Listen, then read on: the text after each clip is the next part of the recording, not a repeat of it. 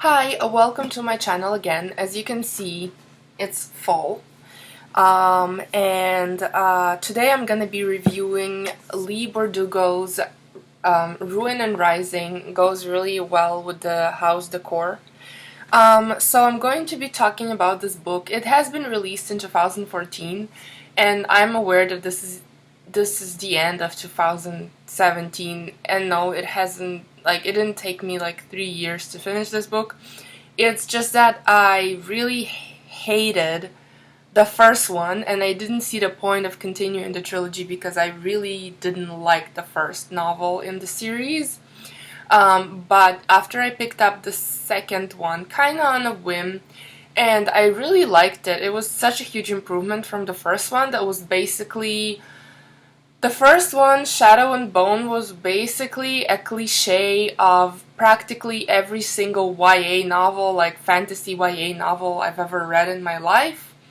And I really hated that because I was like, you have such a beautiful world going on here and you just resort to the same cliches. Like, no. But the second one was an improvement, and the third one was really good as well. So, Ruin and Rising, I'm giving this book 4 out of 5. I'm gonna explain sort of why not 5 out of 5.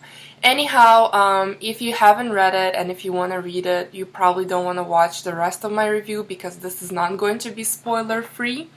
But if you sort of read it already or don't really care, you're more than welcome to stay and listen to me babble on and ramble about this book particularly. I'm not going to talk about the two previous books because this is not a review of the trilogy. This is more about Ruin and Rising. However, I will get into sort of descriptions. More or less, I will mention the previous books a little bit because it will give you a better understanding of sort of what the story is about. So, again, I made a list. I had things to say, and I was afraid that if I don't organize my thoughts, it's just gonna be all over the place. It's gonna be all over the place anyhow. But at least with a list, it just feels like I'm talking about things that I find to be important to mention. So let's get the show on the road. Okay, so this book is the last one in the Grisha Universe trilogy of Shadow and Bone. The central character in this novel is Alina Strakov, I believe is her last name. Her first name is Alina for sure. She is a sun summoner, so basically she lives in this universe, in this world called Ravka. And Ravka is a war-torn area. It's not exactly like a country, it's more like an area in a continent. For those of you who love maps, I love maps, and Alina is originally a cartographer, so she's a map maker. So it's really cool that there is a map actually included in every book, so that you'll have an idea more or less of where everything is taking place. And I really love it when there is a map, even though if it's a completely made up place. There's still this part of me that says, oh, at least I can sort of track it down in this map and sort of have a vague idea of what's what. So yeah, so she inhabits this universe that is a war-torn, and it has a kingdom, and there are people in this universe who wield, they are sort of witches, but they're not exactly witches. What they're doing is that they have control over the elements. So some people can summon fire, others can summon wind. I don't think there's like water or earth summoning or anything like that. I mean, that would have been way too much like Avatar going on. But there's also people who are like alchemists kind of, and people who have the power to sort of alter appearances, and they're kind of like very cool, like plastic surgeons, I would say. So yeah, so Alina is none of those. What she actually is a sun summoner. And sun summoners are super rare. There hasn't been one for like centuries, I think. And she discovers her power by a complete accident, and once people around her realize she has this power, she's whisked away to a palace where she is still a member of the army, because this is the thing about Ravka. People are either like merchants, farmers, I mean like any other profession kind of, but mostly people are soldiers. Because because there's always war going on, the country needs soldiers, so practically whenever anyone reaches the age of 18, I don't know, 16, and they're like able-bodied, and I guess they have no other profession, they just become soldiers, and it's true for both men and women. So Alina is an orphan. She joins the army along with a fellow orphan who she has known since childhood, Mal, who's a tracker. Both of them serve in the army, and by an accident she discovers she's a sun summoner. The reason for this being so important is because 100 years ago something called the Fold was created. So the Fold is basically this sea of darkness. It's not really a sea, it's more like a very dense fog. And it was created in the middle of Ravka, basically, and it splits the country into two. And these creatures, they devour anything that comes into this fold, and the only way to stop them is basically by shining sunlight into them.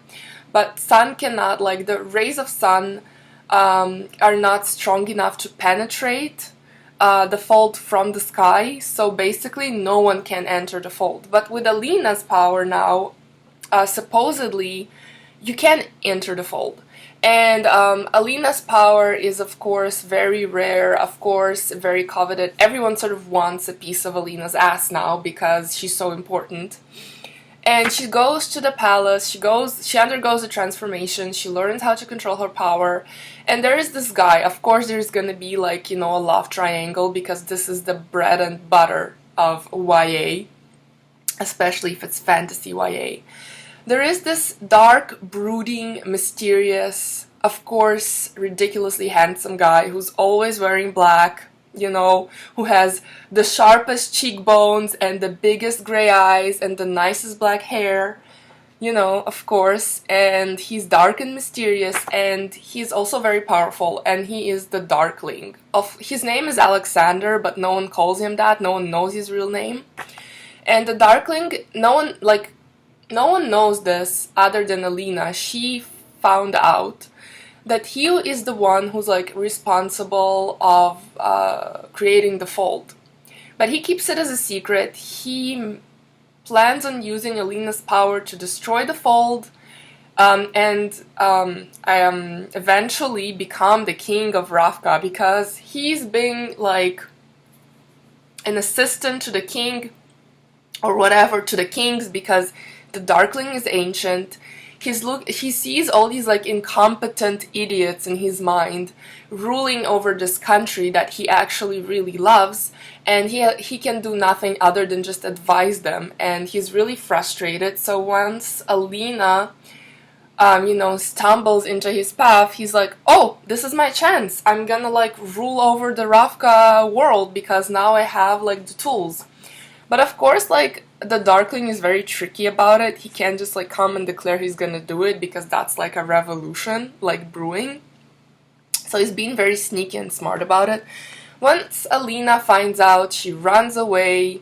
I mean, there's a lot of things going on. There's also like Mal, and of course there's that romantic, and it's like, and Alina is not really aware if he has feelings for her. She has feelings for him because Mal is also very attractive and very handsome and very competent and has all these mad skills. And she's known him since childhood, but she always feels as if he's not even aware of her existence, so to speak. But Mal acts weird because he sort of does, and at the same time he keeps his distance, but he also wants to be with her. So it's very complicated, but at the same time he feels like he's not worthy of her, because he's that in love with her that he thinks that he doesn't deserve her. And now that she has this power and she became beautiful all of a sudden, he feels even less deserving of Alina. I mean, okay. So basically a lot of things are going on. There's a really, like, the second book is really cool in that sense. And we are introduced to another male character who is gonna be after Alina, and his name is Nikolai, so he's like a bastard prince. No one really says officially that he's a bastard prince, but people sort of know. There's like rumors going around. So he can never really be an heir to the throne officially. The throne probably will go to his brother, who's not a bastard, but his brother is like self-indulgent, and I mean, he's gonna do a piss poor job as a king. But Nikolai is really cool, he's really awesome, he's really smart, he's competent, he's also a... Okay, I'm not gonna give in too much information. But he's like super awesome, and he wants Alina to be his queen, and at first it's because she's a sun summoner, so he wants someone powerful by his side, someone who can command the people. But as time goes on, it becomes clear that Nikolai has feelings for her as a person, not just as a sun summoner. He doesn't just want to be with her because of her powers, but somehow, for some reason, he realized that he's actually kind of developed a crush on her. So Alina has these 3 guys pining after her, and I mean, she eventually ends up with Mal. I mean, it's the obvious ending. I mean, I would have been surprised if it was either the Darkling or Nikolai. I probably would have rooted more for, like, Nikolai, because, I mean, the Darkling is a villain, so obviously she's not gonna end up with him. But Nikolai is, like, at least he's, like, interesting. Like, Mal is a really, like, nice guy, he's a really cool guy, whatever, but I mean, it just reminded me of, like, the Katniss Peeta thing that we had in the Hunger Games, and for me, like, that made sense, because you didn't have a whole bunch of guys chasing Katniss. There was basically Gale, but Gale was more like an opportunist, and there was Peeta, so obviously between the two of them, Peeta makes a way better choice. A way better option for Katniss, because he actually wants to take care of her. But, like, I mean, okay, like, I guess Alina is gonna be happiest with Mal. I did not support their relationship, but I was like, if that what makes her happy, like, I know she's a fictional character, but if that what makes her happy, like, okay, whatever, you know, good for them. So yeah, this is something that I didn't really like about the book. It just seemed like too obvious, too predictable. So the universe that this book set in is really cool. Like I said, it has these element wielders, and also it has a very strong Tsarist Russia influence. So the structure of society, there's like a king, and a lot of the names are Russian. Even sort of like the way the court is structured reminded me a lot of Tsarist Russia. And there's like also a Rasputin like character who advises to the king, like he whispers things. He doesn't really play a huge role. He's not like super important to the plot. He's just there. Like I said, the language, a lot of the words are borrowed from Russian. They're not specifically, I would say that Leigh Bardugo does not stay true to the grammar. Like, Russian grammar is difficult. It's not easy for, especially if you're like a non-Russian speaker, especially if you don't speak any of these Slavic languages, it can be really hard. Like, a lot of native Russian speakers don't really, like, they often make mistakes, especially when it comes to grammar. Like, Russian grammar is pretty complex. And, I mean, I don't know if Leigh Bardugo knows Russian, or she just thought it sounded cool or whatever, but some things were a little irritating for me. Like, I do speak Russian, and some things were just a little bit irritating. This is not why I gave the book 4 out of 5. I just found it a tad bit irritating. If you don't speak the language, or if you do, I mean, I don't know how much of an importance it is. I just found it slightly irritating, but didn't really hinder my reading experience. I thought it was pretty cool. I thought it was really interesting. And this is another reason why I really loved the universe. I have like a Eastern European ancestry, and I thought it was really cool that this was the setting. because it really resonated strongly with me.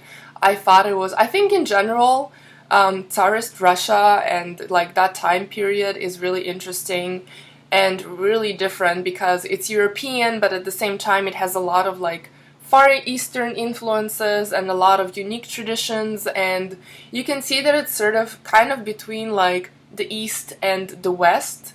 This is like a Russian thing that like it was heavily borrowing elements from the West, but it also had a lot of Eastern influences. Um, so I thought that was really, really cool that Leigh Bardugo used that as a setting instead of I'm really used to seeing European settings in novels like that, like Western European settings.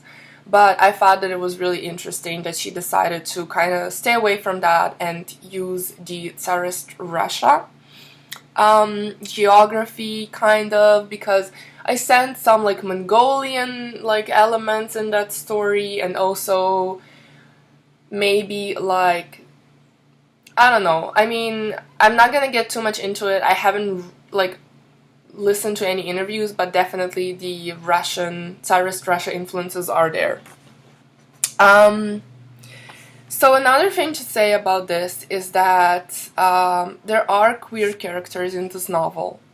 Granted, they appear only in the third novel, which to me was a little bit of a surprise, because it just happened out of the blue. It felt a little bit as if I loved it. I thought it was really cool because fantasy YA only I think until recently it started becoming kind of like a thing. It used to be like more a contemporary YA thing to have queer characters, but now more and more fantasy YA has queer characters and it's considered to be like the norm. And no one's gonna be like, oh, that is so sensational. But it felt a little bit forced. It felt a little bit as if Leigh Bardugo thought to herself, I don't have any queer characters in my novel. I should just add some. And I mean, it's a good thing that they were there, but at the same time, the development seemed a little bit inorganic. But I mean, quite like in Leigh Bardugo's defense, this novel has a lot of supporting characters, and they accompany Alina throughout her entire journey. So, that's another problem, is that the supporting characters, I just didn't feel any connection with them, except for like maybe one of the characters that I really loved and he ended up dying, of course.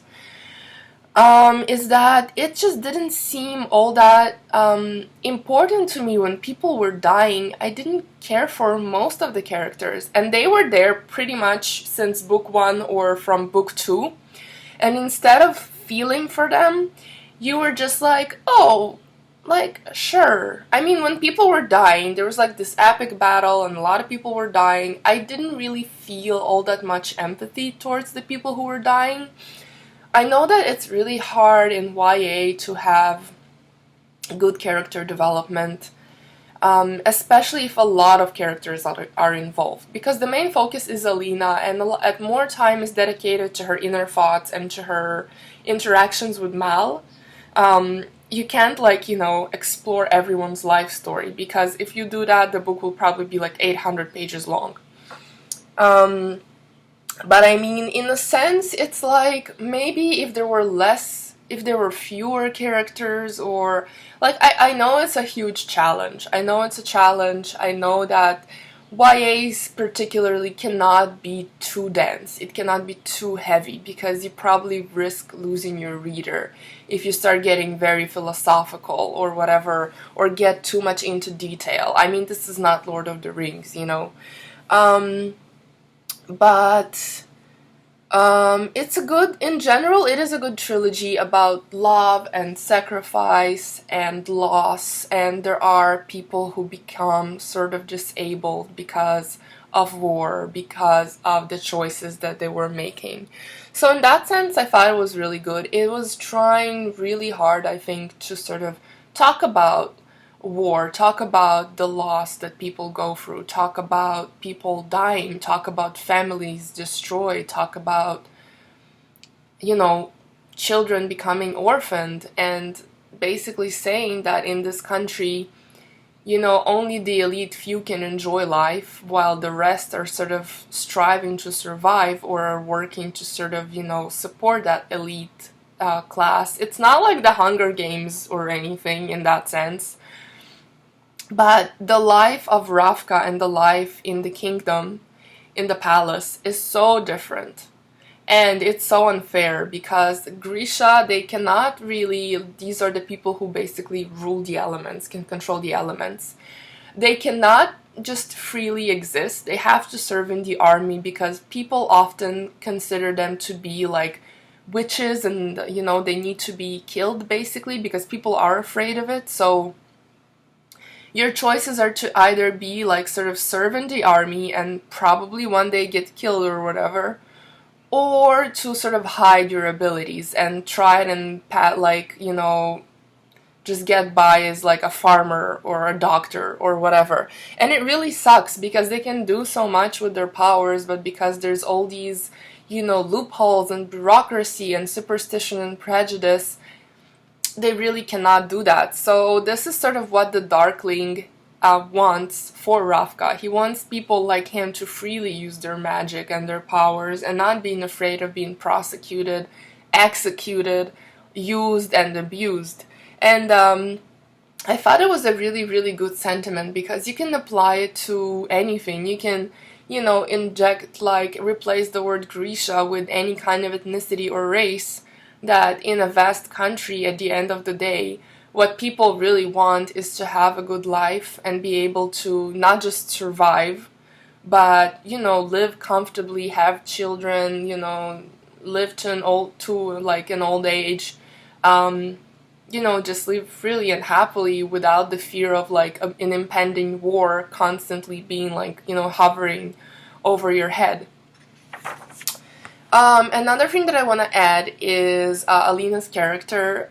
So she was undergoing some really nice character development and growth, but it just happened so rapidly that I just found it a little bit hard to believe. There was something about it that was a little bit not super believable, I would say, about the way that she became so assertive so fast. But at the same time, I can sort of see it happen because she had a lot of responsibilities and a lot of turmoil and trials she had to undergo through or take upon herself. She had to make a lot of important decisions. She lost a lot of people she really cared about and loved. So, in a way, it's a yes and a no when it comes to how credible and believable her character development was. Also, the ending was so epic. Like, the Darkling died. I had this feeling in me that he might somehow survive, but Alina ended up killing him, which I thought was fitting. And I actually cried. I'm not saying I teared up a bit. I actually had tears running down my cheeks because of what he said and the fact that Alina added at the end. He really loved the country, and at the end of the day, he just wanted to create a good place for people to live in. And that was such an emotional part for me. I couldn't help but cry because I totally understood what she was talking about. I mean, because the road to hell is paved with good intentions. That's what they say, and that is quite often true. So this is me wrapping up the review of Ruin and Rising. I can talk about this book and the metaphors and the importance for hours. I'm not gonna do that. I'm not gonna bore you further. Oh my god. I'm not gonna bore you anymore. A really, really nice trilogy. It picks up after book 1 is over. Book 1 I hated, but the other 2 was fantastic. It does speak of war trauma, of sacrifices, like I said before, and of love. It doesn't leave a hugely strong impression when it comes to war and loss. I would say the Hunger Games probably left a stronger impression in me, especially Mockingjay. But this is a little bit different. This is, after all, fantasy, and you cannot really compare it to the Hunger Games. These trilogies, independently and individually, are fantastic. So I think that if this sounds interesting, if you're wanting to experience something new, something different, a strong character, an independent character, a female heroine that's really like, you know, doesn't really lose her humanity. Even after she gains all this power, all this immense power, she continues being like nice and humble, kind of. So that's really, really good. I really enjoyed it. 4 out of 5. Thank you so much for, you know, sticking around and watching this review. And yeah, see you guys next time.